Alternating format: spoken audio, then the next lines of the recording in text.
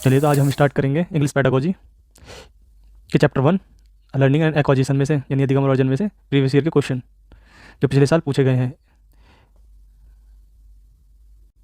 तो सबसे पहला क्वेश्चन है, जब युवा शिक्षार्थी किसी पाठ में रुचि खोने लगते हैं तो शिक्षक को चाहिए एक कहानी बताओ या एक दिलचस्प गतिविधि का संचालन करे, उन्हें कुछ देर शांत बैठने के लिए कहे, उन्हें बाहर जाने और खेलने की अनुमति दे, या उन्हें कुछ देर सोने के लिए कहे। तो इसका जो आंसर होगा, एक कहानी बताओ या एक दिलचस्प गतिविधि का संचालन करे, यह होगा जिसमें बच्चा प्रत्यक्ष रूप से भाग ले। इसका इंग्लिश में, when young learner seems to lose interest in a lesson the teacher should tell a story और conduct a interesting activity. Next question, बच्चे के निःशुल्क और अनिवार्य शिक्षा का अधिकार अधिनियम 2009 में बच्चे के सर्वांगीण विकास को शिक्षा के उद्देश्य में से एक के रूप में शामिल किया गया है, क्योंकि यह बच्चे के शारीरिक, मानसिक और भावात्मक पहलुओं का पोषण करता है। यह सुनिश्चित करता है कि प्रत्येक बच्चा एक कार्यबल का हिस्सा है। हर बच्चा 6 से 14 साल के बीच तेजी से बढ़ता है। उचित स्वास्थ्य देखभाल आवश्यक है। तो एनसीएफ 2009 में बच्चे के सर्वांगीण विकास के लिए क्या कहा गया है कि यह बच्चे के शारीरिक, मानसिक और भावात्मक पहलुओं का पोषण करता है। The right of children to free and compulsory education act 2009 has include all round development of the child as one of the aim of education because it न्यूट्रेट the physical, mental and emotional aspect of the children. ठीक है, तो emotional आ गया, mental आ गया और physical, ये तीनों का तीनों इंक्लूड होंगे इसमें। तो क्वेश्चन क्या कहा गया है, शिक्षक नए शब्दों के अर्थ सीधे शिक्षार्थियों को नहीं देते हैं क्योंकि शिक्षार्थियों को शब्दों के अर्थ दिए जाना पसंद नहीं।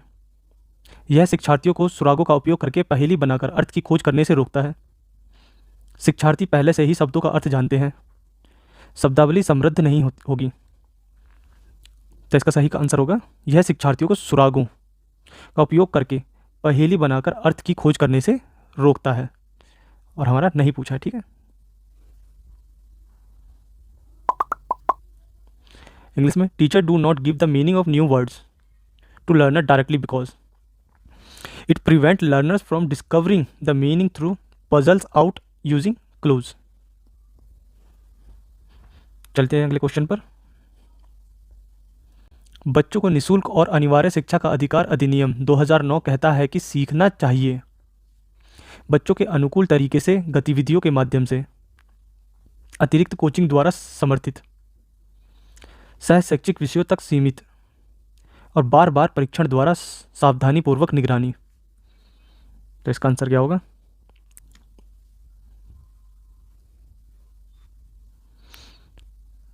तो एनसीएफ 2009 में कहा गया है कि बच्चों के निःशुल्क और अनिवार्य शिक्षा का अधिकार में जो सीखने का तरीका होना चाहिए वो बच्चों के अनुकूल तरीके और गतिविधियों के माध्यम से होना चाहिए। The right of children to free and compulsory education act 2009 stipulate that learning should be through activities in children friendly manner. चलते हैं अगले क्वेश्चन पे। हम युवा शिक्षार्थियों को नए शब्द सिखाने के लिए वास्तविक वस्तुओं का उपयोग करते हैं क्योंकि यह शब्दों की सही वर्तनी सिखाने में मदद करता है, या हम केवल वस्तु के माध्यम से शब्दावली सिखा सकते हैं, या फिर युवा शिक्षार्थी अमूर्त सोच में सक्षम नहीं, या फिर यह शिक्षार्थियों को वास्तविक जीवन में दिखाई देने वाली वस्तुओं के साथ शब्दों को जोड़ने में मदद करता है। तो जब किसी युवा शिक्षार्थी को नए शब्द सिखाए जाते हैं तो रियल ऑब्जेक्ट यानी वास्तविक वस्तुओं का उपयोग करते हैं। तो इसका सही आंसर है ऑप्शन नंबर 4, यह शिक्षार्थियों को वास्तविक जीवन में दिखाई देने वाली वस्तुओं के साथ शब्दों को जोड़ने में मदद करता है। देखिए इंग्लिश में, we use real object to teach young learners new word because it help learner associate word with object they see in real life. अगला क्वेश्चन है, शब्द निर्माण की प्रक्रिया में शामिल हैं कंपाउंडिंग और रूपांतरण, रूपांतरण और अर्थ, स्पेलिंग और कंपाउंडिंग, ये समानार्थक शब्द या प्रयोक्ति का उपयोग करना। तो इसका सही आंसर है नंबर 1, कंपाउंडिंग और रूपांतरण। The process of word formation consist of compounding and conversation. चलते अगले क्वेश्चन पे। तो अगला क्वेश्चन कहता है भाषा के दौरान एक महत्वपूर्ण अवधि सीखना है। छात्रों के लिए भाषा के प्रयोग का गहन अभ्यास करने के लिए विशेष समय निर्धारित किया गया है। दूसरा कहता है कि वह अवधि जिसके दौरान किसी अन्य समय की तुलना में भाषा को अधिक आसानी से प्राप्त किया जा सकता है। तीसरा ऑब्जेक्टिव में है कक्षा में व्यापक मूल्यांकन होने से पहले की अवधि। और चौथा ऑब्जेक्टिव है किसी भी भाषा परियोजना के लिए सर्वोत्तम तैयारी अवधि। ठीक है, तो भाषा के दौरान एक महत्वपूर्ण अवधि सीखना है, क्या है? तो वह अवधि जिसके दौरान किसी अन्य समय की तुलना में भाषा को अधिक आसानी से प्राप्त किया जा सकता है। ठीक है, तो महत्वपूर्ण अवधि है। यही क्वेश्चन इंग्लिश में एक क्रिटिकल पीरियड। तो critical period during language learning is the period during which language can be acquired with greater easy than any other time. अगला क्वेश्चन कहता है जब बच्चे पहली बार वाक्यों में बोलना शुरू करते हैं तो उनके भाषण को इस प्रकार वर्णित किया जा सकता है। बहुभाषी कहेंगे उसको, बड़बड़ाना कहेंगे, अपवादात्मक रूप से देखेंगे, या टेलीग्राफी बोलेंगे। तो इसे किस प्रकार से वर्णित करेंगे? तो ये हमारा बड़बड़ाना आएगा। ठीक है, इसको बैबलिंग बोलते हैं इंग्लिश में, बैबलिंग। यानी when children first start to speak in sentence their speech may be described as babbling. अगला क्वेश्चन पूछा है कौन सा अवलोकन भाषा अधिग्रहण के बारे में नॉम चॉम्स्की के विचार का समर्थन करता है। यह नॉम चॉम्स्की के विचार की बात कर रहे हैं। ठीक है, कौन सा करता है समर्थन? नंबर 1, बच्चों की भाषा का विकास संस्कृतियों में एक समान पैटर्न का अनुसरण करता है। या नंबर 2, अधिकांश बच्चों में भाषा के विकास की अवस्था लगभग एक ही उम्र में होती है। या नंबर 3 है बच्चे एक ही उम्र के बारे में जल्दी और आसानी से भाषा सीखते हैं। या नंबर 4, ये सभी। तो नॉम चॉम्स्की के बारे में कौन सा मंत्र करेगा कि बच्चों की भाषा का विकास संस्कृतियों में एक समान पैटर्न का अनुसरण करता है। ठीक है, तो ऑब्जेक्टिव नंबर 1 सही है। इंग्लिश में Noam Chomsky ideal about language acquisition which observation support. ठीक है, तो इसमें children's language development follow as a similar pattern across the culture. अगला क्वेश्चन देखते हैं। तो क्वेश्चन पूछता है बच्चे उस भाषा के लिए सबसे अधिक श्रेय के पात्र हैं जो वे प्राप्त करते हैं। इस अवलोकन का तात्पर्य है कि आधुनिक कक्षाओं में छात्र पूछताछ की अपनी पंक्तियों का अनुसरण करते हैं। छात्रों को L2 कक्षा में भाग लेने की आवश्यकता नहीं है। छात्र स्वयं L2 चुन सकते हैं। यह शिक्षक कार्य को स्थापित करता है और सीखने में सहायता या सुविधा प्रदान करता है। तो इसका सही आंसर ऑब्जेक्टिव नंबर 1 है। छात्र पूछताछ की अपनी पंक्तियों का, ठीक है, पूछताछ की अपनी पंक्तियों का अनुसरण करते हैं। चलिए चलते हैं अगले क्वेश्चन पे। अच्छा, सबसे पहले इसका इंग्लिश वर्जन देखिए। Children deserve most of the credits for the language that they acquire. ठीक है, this observation implies that in modern classroom. तो इसका है हमारा students pursue their own lines of inquiry.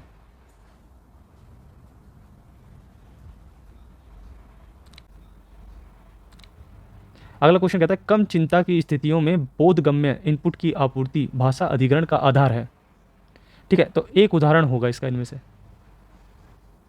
कक्षा में शिक्षक निर्देशित शिक्षा, सीखने की स्थितियों में छात्रों का सहयोग, माता पिता के समर्थन का उपयोग करने के लिए डिजाइन किया गया होमवर्क, या छात्र नियमित रूप से त्रुटि सुधार के लिए प्रतिक्रिया प्राप्त करते हैं। चलिए एक बार क्वेश्चन फिर देखते हैं। कम चिंता की स्थितियों में बोधगम्य इनपुट की आपूर्ति भाषा अधिग्रहण का आधार है। एक उदाहरण होगा इसमें से, तो इसमें से उदाहरण नंबर 2 होगा सीखने की स्थितियों में छात्रों का सहयोग। तो देखिए कम चिंता की स्थिति कौन सी होगी? जब बच्चा खुद सीख रहा होगा। ठीक है, तो बोधगम्य इनपुट की आपूर्ति, तो सीखने की स्थिति जब बच्चा खुद सीख रहा है, छात्रों का सहयोग जो होगा। ठीक है, चलिए अगले क्वेश्चन चलते हैं। ये इंग्लिश है उसकी, और इसका option number calibration of students in learning situations. अगला क्वेश्चन कहता है लक्ष्य भाषा में शब्दावली को नियंत्रण में रखा जाना चाहिए, अर्थात श्रेणीबद्ध किया जाना चाहिए। यह द्वारा किया जा सकता है आमतौर पर उपयोग किए जाने वाले शब्दों की एक छोटी सूची प्रदान करने वाली शिक्षक।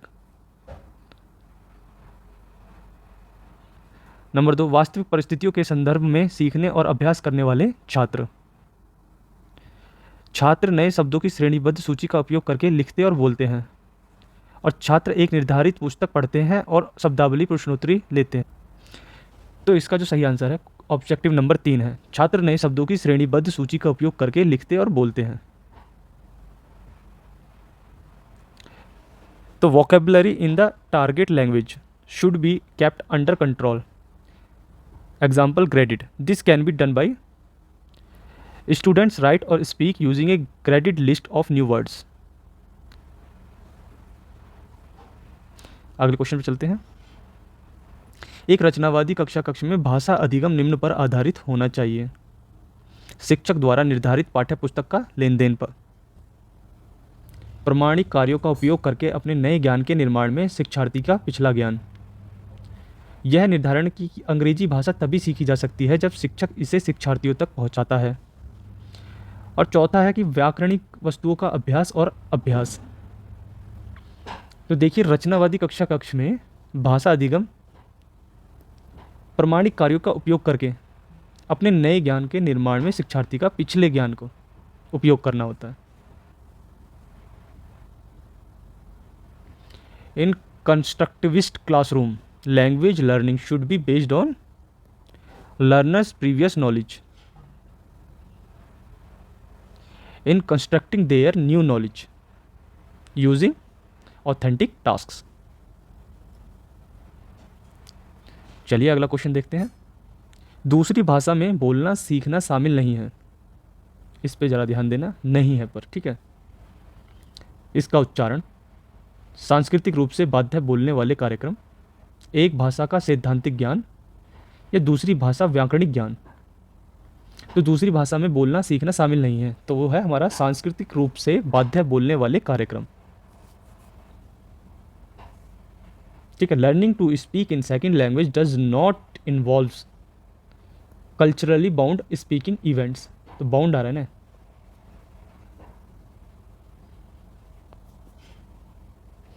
कहानी कहने के बारे में निम्नलिखित में से कौन सबसे महत्वपूर्ण है? यह विभिन्न लेखकों के बारे में उनके ज्ञान का विस्तार करता है।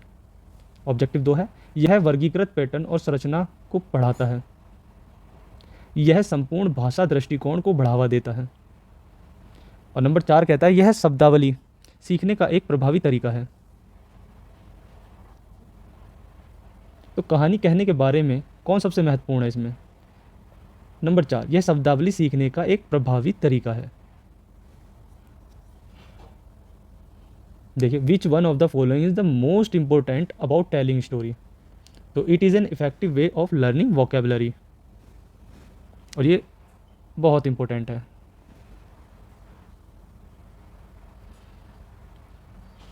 अगला क्वेश्चन है, भाषा सीखने और भाषा अधिग्रहण यानी भाषा के अधिगम और भाषा के अर्जन के बीच अंतर के लिए जिम्मेदार सबसे महत्वपूर्ण कारक है। तो वो क्या भाषा का वातावरण है, भाषा का व्याकरण है, भाषा में मूल्यांकन है, या भाषा की पाठ्यपुस्तक? तो भाषा अधिगम और भाषा अर्जन के बीच अंतर के लिए जिम्मेदार सबसे महत्वपूर्ण कारक हमारा है भाषा की पाठ्यपुस्तक, ठीक है। तो इसी का देखिए English version, the most important factor which is responsible for the differentiation between language learning and language acquisition is text book of a language.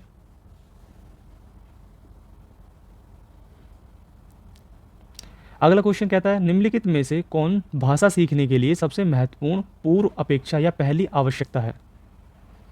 तो भाषा सीखने के लिए बच्चों की प्रेरणा, या सीखे जाने वाले भाषा के उद्देश्यों और उद्देश्यों की सूची, या फिर बच्चों को भाषा सीखने के लिए एक अच्छी पाठ्य पुस्तक उपलब्ध कराना, या सीखने के दौरान संरचनात्मक स्थिति दृष्टिकोण का उपयोग करना। तो भाषा सीखने के लिए सबसे महत्वपूर्ण पहली आवश्यकता होती है भाषा सीखने के लिए बच्चों की प्रेरणा। जब तक बच्चे प्रेरित नहीं होंगे सीखने के लिए, तब तक वो कोई भाषा नहीं सीखेंगे।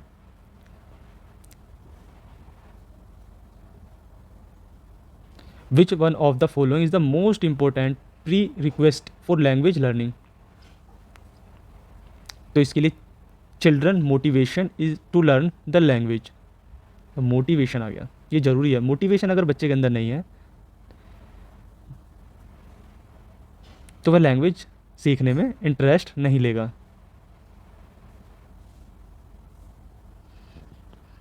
घर की भाषा प्राकृतिक रूप से है सिखाया हुआ, पदोन्नत, अधिग्रहित, अर्जित या सीखा। तो घर की भाषा प्राकृतिक रूप से कैसी होती है? वो होती है अधिग्रहित या अर्जित, जो अपने आप आती है, जो बच्चा इन्वायरमेंट से सीखता है, उसे हम अर्जित कहते हैं, अधिग्रहित कहते हैं। और ये बहुत इंपॉर्टेंट क्वेश्चन है। Home language is in natural way acquired, कई बार पूछा जा चुका है क्वेश्चन। क्वेश्चन में क्या कहा? प्राथमिक स्तर यानी 1 से 5 के बच्चे हो गए, पर शिक्षार्थियों की उनकी मातृभाषा यानी होम लैंग्वेज में पढ़ाते समय तो इनमें से निम्नलिखित में से कौन सा सत्य नहीं है? ठीक है, सत्य कौन सा नहीं है? तो बताइए, यह बच्चे के बौद्धिक विकास में सहायक होता है? तो हाँ, ये तो होता है। अगर ये होता है तो ये नहीं है। यह बच्चे के प्राकृतिक वातावरण में सीखने की मदद करता है? तो ये बच्चे के प्राकृतिक वातावरण में सीखने में तो मदद करता है, तो इसका मतलब ये भी इसका आंसर नहीं है। यह सीखना आसान बनाता है? ये बात सही है, इसका मतलब ये भी नहीं है। ये बच्चे में आत्मविश्वास विकसित करता है? तो ये बच्चे में आत्मविश्वास विकसित नहीं करता है, इसका मतलब ये गलत है और यही इसका सही आंसर हो जाएगा। Which of the following is not true while teaching the learners in their mother tongue eight primary level? ठीक है, तो इसका आंसर है हमारा it develop self confidence. Self confidence develop नहीं करता है इन द चिल्ड्रन, बच्चों के अंदर। लैंग्वेज इज नॉट, भाषा नहीं है, स्वाभाविक, सामाजिक, एक पक्षीय या प्रतीकात्मक? तो इसमें नहीं पूछा है कौन सी नहीं। देखो, सोशल होती है, आर्बिट्रेरी होती है, सिंबॉलिक भी होती है। तो ये भी गलत, ये भी गलत, ये भी गलत। तो इसका सही आंसर हो जाएगा स्वाभाविक, इंटैक्टिव। ठीक है, तो लैंग्वेज स्वाभाविक नहीं होती है। अगला क्वेश्चन है, for a small child word are, एक छोटे बच्चे के लिए शब्द है। An effective tool of communication, best way to express feelings, all of the above या नन ऑफ द अबव?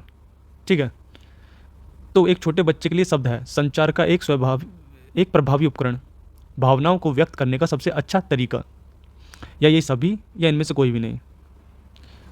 तो हमारा संचार का एक प्रभावी उपकरण भी है, यानी इफेक्टिव टूल ऑफ कम्युनिकेशन है, हाँ है।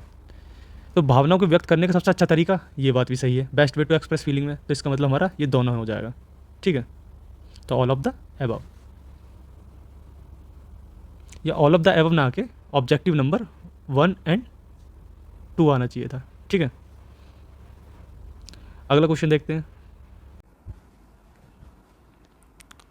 For a small child words are, एक छोटे बच्चे के लिए शब्द हैं।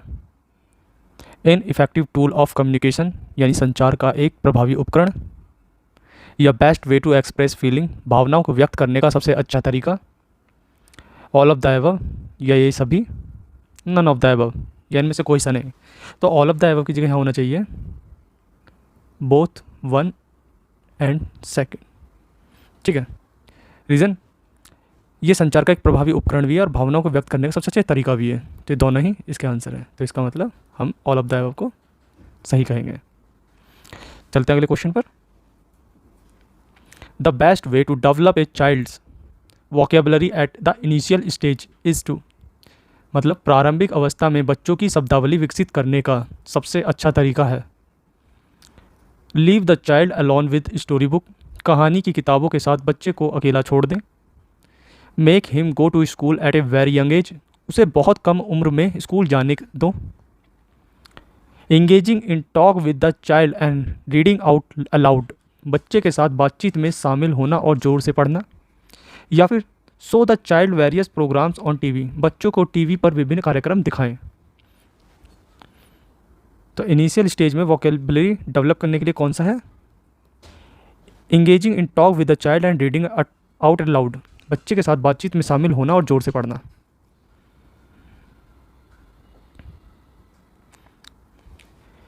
ए वर्ड गेट्स इट्स मीनिंग, एक शब्द का अर्थ मिलता है फ्रॉम डिक्शनरी ओनली, केवल शब्दकोश से। स्पेलिंग वर्तनी, फ्रॉम इट्स ओरिजिन, अपने मूल से। या फिर in relation to its context, या इसके संदर्भ के संबंध में। तो इसका ऑब्जेक्टिव नंबर 3 है सही, अपने मूल से एक शब्द का अर्थ मिलता है। अगला क्वेश्चन है reading English as a second language means. ये बहुत इंपॉर्टेंट है। अंग्रेजी को दूसरी भाषा के रूप में पढ़ने का मतलब है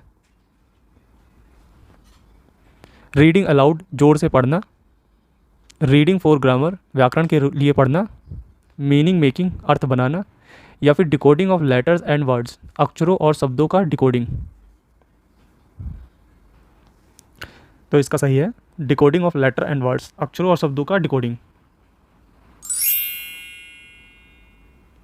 the second language should be taught through, दूसरी भाषा के माध्यम से पढ़ाया जाना चाहिए। मदर टंग एंड ट्रांसलेशन, मातृभाषा और अनुवाद। Using the target language as much as it is possible, यानी जितना हो सके लक्ष्य भाषा का प्रयोग करें। या फिर लर्नर बैकग्राउंड एंड टैलेंट, यानी शिक्षार्थी पृष्ठभूमि और प्रतिभा। या grammar and rule of language, यानी व्याकरण और भाषा के नियम।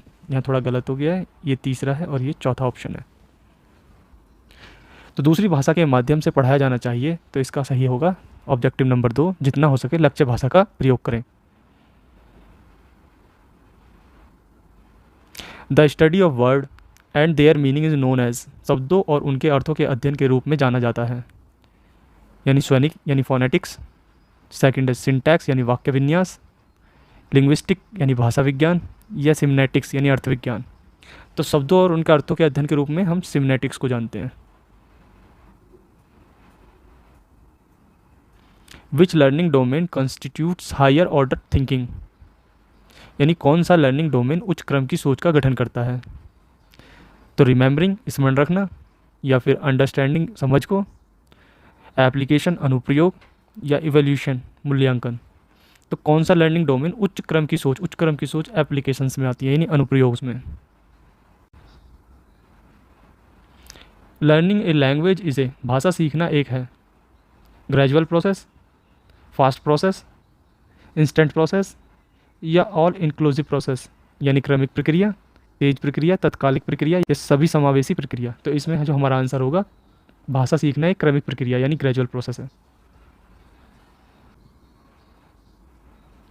When students learn a language for bright employment opportunities, their motivation is, अर्थात जब छात्र उज्जवल रोजगार के अवसरों के लिए एक भाषा सीखते हैं तो उनकी प्रेरणा होती है विलक्षण व्यक्ति की, अजनबी की, आंतरिक की, या विदेशी की।